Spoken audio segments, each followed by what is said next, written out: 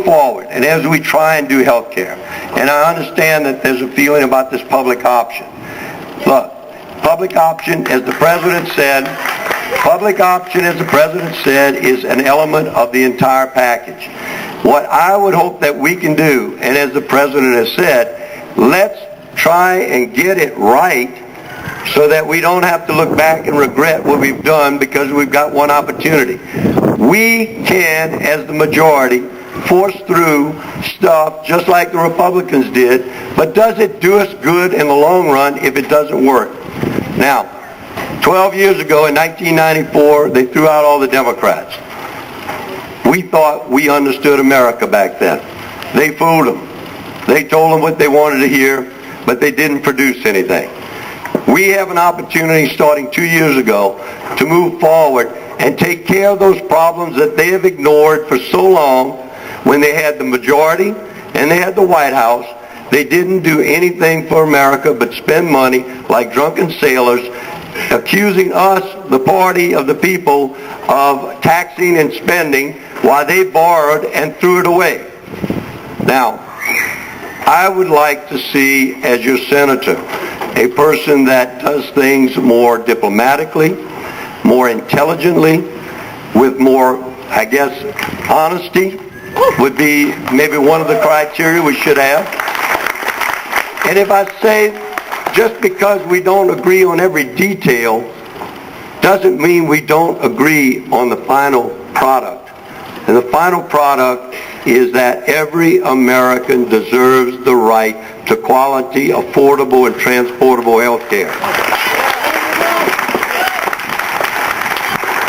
So don't be mad at me if I can't get to where you want me on one element.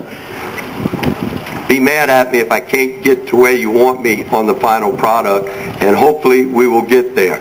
I believe in my heart that we will get a bill that we can live with.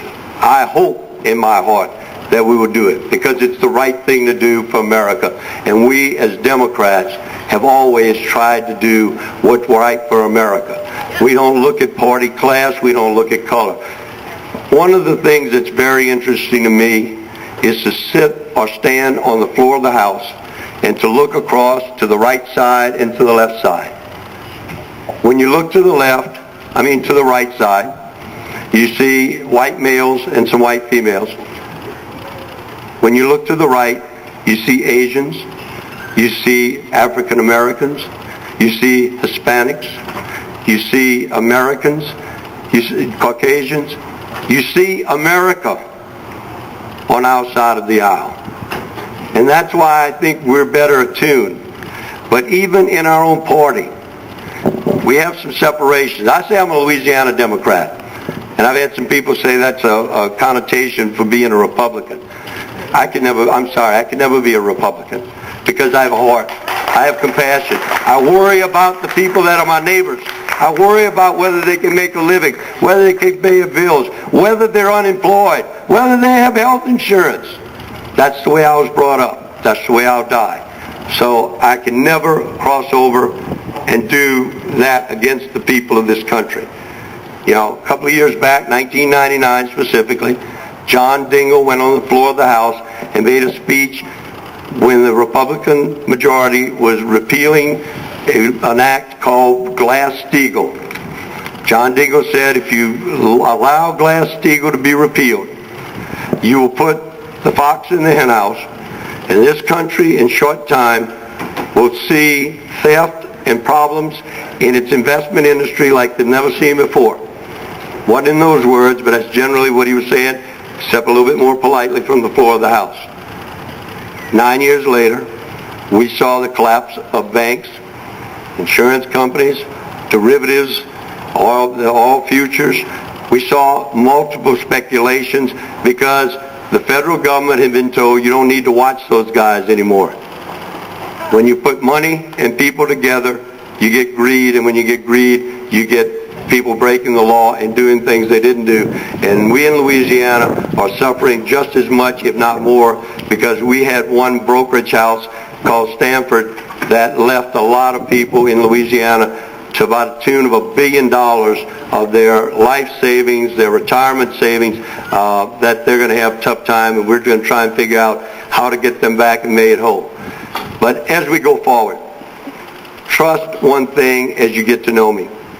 Give me the opportunity to demonstrate to you that I am a fair and honest person, and I'm not going to tell you I'm something that I'm not. I'm not going to go forward and say that I'm for, I come home and say I'm against earmarks, and go to Washington and say I'm for earmarks. And I'm not going to say I've got family values if I don't have family values.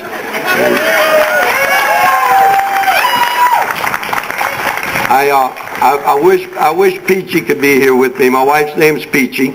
We've been married 37 years as of August 19th of this past August. I've got 2 children and 1 grandson.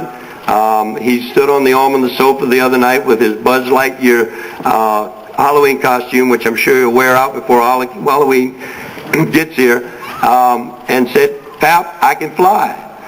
And so I looked, it's just an arm of the sofa. I said, "Go ahead, dude." And he came off the sofa and he landed on his feet, and I said, "What a long flight, but that was a good one."